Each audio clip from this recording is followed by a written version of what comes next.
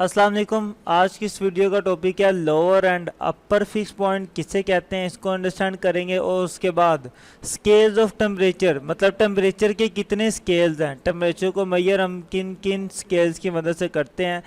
तीन स्केल है हमारे पास। एक है सेल्सियस स्केल जिसे हम सेंटीग्रेड स्केल भी कहते हैं, फ़ारेनहाइट स्केल और kelvin scale.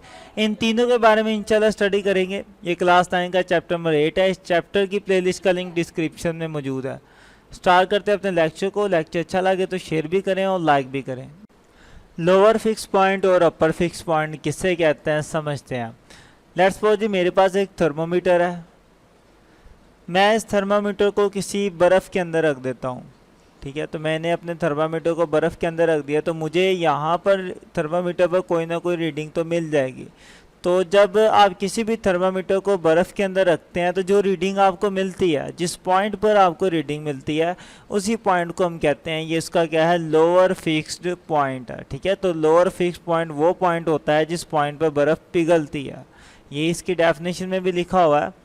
The lower fixed point is marked to show the position of liquid in the thermometer when it is placed in ice. के लोअर फिक्स्ड पॉइंट वो पॉइंट है जो कि आप जब थर्मामीटर को किसी बर्फ़ के अंदर रखते हो तो फिर आपको वो पॉइंट मिलता है। ठीक है, आप जब किसी थर्मामीटर को बर्फ़ के अंदर रखते हो तो थर्मामीटर के अंदर जो लिक्विड होता है वो उस पॉइंट पे आकर रुक जाता है। ये जो हमने मरकरी डाला होता है ना, मरकरी, तो वो उस पॉइंट पे आकर रुक जाता है, उससे आगे नहीं जाता। तो जिस पॉइंट पे वो रुक जाता है उसी पॉइंट को हम कहते हैं, ये इसका क्या है, लोअर फिक्स पॉइंट है।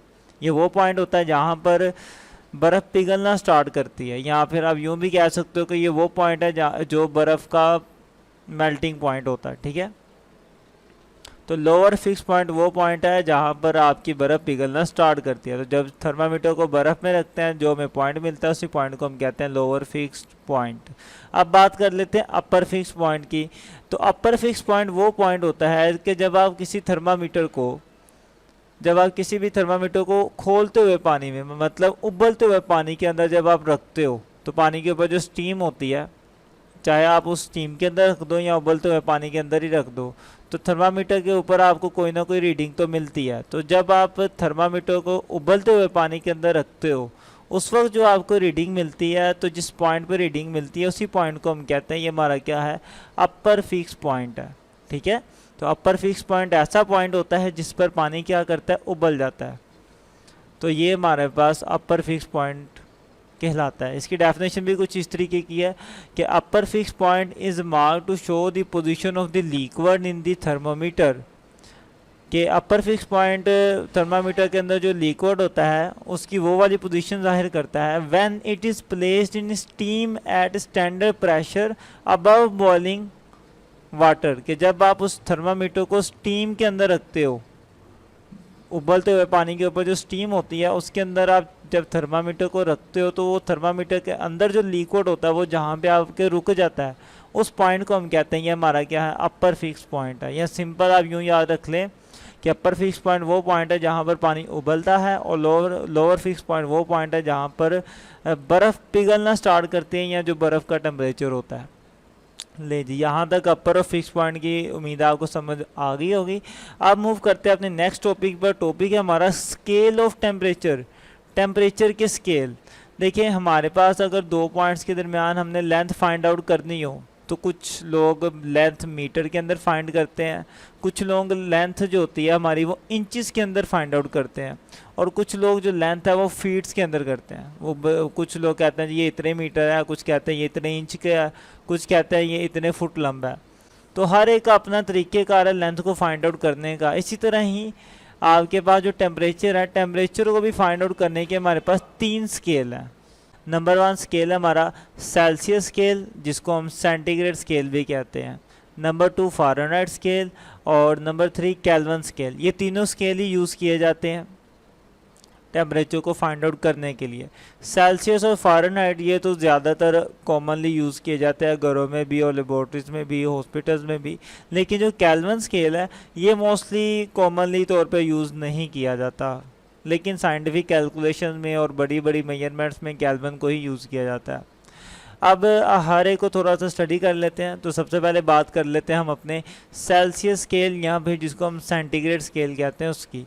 अब सेल्सियस स्केल में जो उसका जो लोअर पॉइंट होता है वो होता है 0 पर, ठीक है, और उसका जो अपर पॉइंट होता है वो हमारा होता है 100 सेल्सियस पर। ओके, तो जब हम अपने सेल्सियस स्केल को बर्फ़ के अंदर रखते हैं तो जो इसकी रीडिंग आती है, हमने उस रीडिंग को 0 कहा हुआ है, और इसी थर्मामीटर को जब हम उबलते हुए पानी में रखते हैं तो जो रीडिंग आती है उसे हमने 100 कहा हुआ है। तो सारी टोटल रीडिंग को हमने 100 हिस्सों में डिवाइड किया हुआ है। 0 से 100 तक कितने हिस्से होते हैं? 100 ही होते हैं। तो हमने अपर फिक्स पॉइंट और लोअर फिक्स पॉइंट के दरमियान कितने हिस्सों में से डिवाइड किया? 100 हिस्सों में। तो मैं लिख सकता हूँ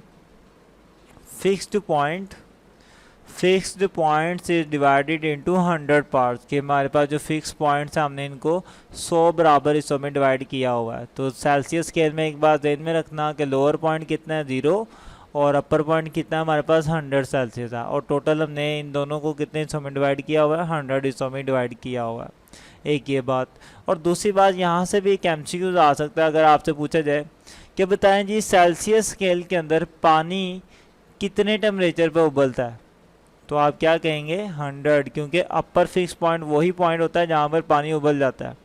तो 100 डिग्री पर जो पानी है वो आपका उबलता है। तो अगर आपसे मैं यूँ पूछूं कि सेल्सियस वाले स्केल के अंदर बर्फ़ कितने टेम्परेचर पर पिघलती है, तो आप क्या कहेंगे? 0 डिग्री पर, ठीक है। लोअर फिक्स पॉइंट इसका 0 है ना, तो इसका मतलब है ये है कि इतने टेम्परेचर पर ही बर्फ़ पिघलना शुरू करती है। तो ये एक MCQ आपको याद होना चाहिए। इसी तरह बाकी भी स्केल देख लेते हैं। फ़ारेनहाइट स्केल, तो फ़ारेनहाइट स्केल का जो अपर पॉइंट है वो होता है 212 फ़ारेनहाइट, और लोअर पॉइंट हमारा होता है 32 फ़ारेनहाइट पे, और इन दोनों को जो हमने डिवाइड किया होता है वो हमने किया होता है 180 हिस्सों में। वही बात मैंने लिख दी कि fixed points is divided into 180 parts, के हमने जो इसके फिक्स पॉइंट हैं उनको 180 हिस्सों में डिवाइड किया हुआ है, ठीक है। ये बात अपने माइंड में रखना कि फ़ारेनहाइट स्केल का जो अपर पॉइंट है वो 212 फ़ारेनहाइट है, और लोअर पॉइंट 32 फ़ारेनहाइट है, और इन दोनों पॉइंट्स को हमने कितने हिस्सों में डिवाइड किया हुआ है? 180 पार्ट्स में डिवाइड किया हुआ है। पहले वाले में 100 थे, इसमें कितने? 180 पार्ट्स हैं। और यहाँ पर भी वो MCQ आपसे मैं बना के पूछ सकता हूँ कि बताएं जो पानी है, पानी कितने टेम्परेचर पर उबलता है फ़ारेनहाइट में, तो आप क्या कहेंगे? अपर फिक्स पॉइंट इसका 212 है ना, तो अपर फिक्स पॉइंट तो वो पॉइंट होता है जिस पर पानी उबलता है, तो मतलब पानी कितने टेम्परेचर पे उबलेगा? 212 फ़ारेनहाइट पे। और इसी तरह अगर आपसे मैं ये पूछूं कि फ़ारेनहाइट स्केल में बर्फ़ कितने टेम्परेचर पर पिघलती है, तो आप क्या कहेंगे? 32, क्योंकि लोअर पॉइंट वही होता है जिस पॉइंट पर बर्फ़ पिघलती है, तो और वो कितना है? 32 है, तो डेफिनेटली बर्फ़ भी कितने टेम्परेचर पर पिघलेगी? 32 पे। तो यहाँ तक हमारा फ़ारेनहाइट स्केल भी होगा। अब केल्विन स्केल की बात कर लेते हैं। तो केल्विन स्केल का जो अपर फिक्स पॉइंट है वो हमारे पास है 373 केल्विन, और लोअर फिक्स पॉइंट जो है हमारे पास वो है 273 केल्विन, और इसके भी अपर और फिक्स पॉइंट को हमने कितने हिस्सों में डिवाइड किया हुआ है? 100 हिस्सों में किया। देखिए ये 373 और 273 कितना फ़र्क है दोनों में? 100 का ही फ़र्क है। तो मतलब इसके भी पॉइंट्स को हमने कितने हिस्सों में डिवाइड किया हुआ है? 100 पार्ट्स में हमने इसको डिवाइड किया हुआ। तो ये बात मैं लिख देता हूँ कि fixed points are divided into 100 parts, कि इसके भी जो फिक्स पॉइंट्स हैं उसको हमने कितने हिस्सों में डिवाइड किया हुआ है? 100 पार्ट्स में किया हुआ है। तो यहाँ से आप देख सकते हैं कि केल्विन को भी और सेल्सियस को भी, इन दोनों को हमने बराबर हिस्सों में डिवाइड किया। कितने कितने? 100 हिस्सों में। तो इसका मतलब ये होगा कि अगर इस वाले स्केल पर 1 डिग्री टेम्परेचर ज़्यादा होता है तो यहाँ पर भी कितना टेम्परेचर ज़्यादा हो जाएगा? 1 केल्विन टेम्परेचर ज़्यादा होगा, ठीक है। दोनों बराबर हिस्सों में है, तो जितना वहाँ पर टेम्परेचर इंक्रीज होगा उसके अकॉर्डिंगली इतने ही यहाँ पर केल्विन इंक्रीज हो जाएंगे। वहाँ पर अगर 1 डिग्री इंक्रीज होगा, यहाँ पर 1 केल्विन इंक्रीज हो जाएगा। ओके, तो इस तरीके से है कि आपका ये केल्विन स्केल 100 बराबर हिस्सों में डिवाइड किया हुआ है। अब इसमें कुछ और बातें भी हैं कि केल्विन जो स्केल होता है ये आपका टेम्परेचर का स्टैंडर्ड यूनिट है। ऐसा यूनिट भी टेम्परेचर का क्या है? केल्विन है। तो मैं लिख देता हूँ कि ये जो हमारा केल्विन है, केल्विन हमारा क्या है? ऐसा यूनिट है किसका? टेम्परेचर का। तो इसलिए केल्विन स्केल को हम स्टैंडर्ड के तौर पर यूज़ करते हैं, और ज़्यादातर कैलकुलेशन में हम केल्विन टेम्परेचर को ही लेके चलते हैं। अपनी कैलकुलेशन में भी हम केल्विन वाली रीडिंग ही लिखते हैं। और लास्ट बात इसकी अहम कि आप देख सकते हैं कि इसका लोअर पॉइंट 273 केल्विन है, ये तो इसका लोअर पॉइंट होगा। लेकिन अगर मैं इसको मज़ीद बात करूं कि इस टेम्परेचर का जो स्टार्टिंग पॉइंट होगा यानी कि 0 केल्विन जो होता है, जो 0 केल्विन होता है उससे हम कहते हैं हमारा ये क्या है, एब्सोल्यूट ज़ीरो है। और ये जो 0 केल्विन है ये -273 सेंटीग्रेड के इक्वल होता है। तो ये भी आपको एमसीक्यूज के तौर पर याद होना चाहिए। तो पेपर में ऐसे भी एमसीक्यूज आ सकता है कि एब्सोल्यूट ज़ीरो किसके बराबर होता है, -273 सेंटीग्रेड के, या 0 केल्विन के, या ए और बी। यहाँ पे डी ऑप्शन आएगा कोई भी नहीं। देखें एब्सोल्यूट ज़ीरो केल्विन भी होता है और -273 सेंटीग्रेड भी होता है। तो हम अपना ऑप्शन कौन सा टिक करेंगे, ए और बी वाला। ओके, तो जो 0 केल्विन होता है उससे हम क्या कहते हैं, एब्सोल्यूट ज़ीरो कहते हैं। ये अपने माइंड में रखिएगा। केल्विन आपका टेम्परेचर का ऐसा यूनिट है, ये भी जेहन में रखें। और इनके अपर और लोअर पॉइंट भी आप सबके आपको याद होने चाहिए। तो टॉपिक होता है आपका कंप्लीट। और किसी टॉपिक पे वीडियो लेने के लिए टॉपिक का नाम और चैनल का नाम लिख के यूट्यूब पे सर्च करें। यहाँ क्लिक करके आप हासिल कर सकते हैं अपने इस चैप्टर की प्लेलिस्ट। यहाँ क्लिक करेंगे तो आपको पूरे न्यूमेरिकल की प्लेलिस्टें मिल जाएंगी।